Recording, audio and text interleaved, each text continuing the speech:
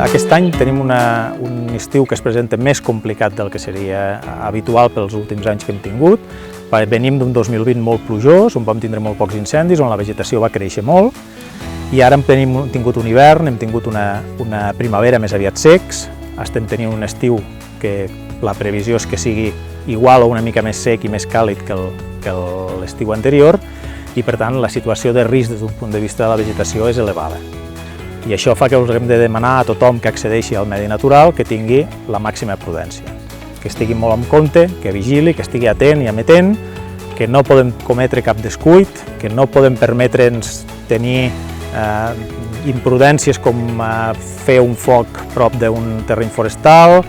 cometre un error de tirar una burilla per una finestra d'un vehicle,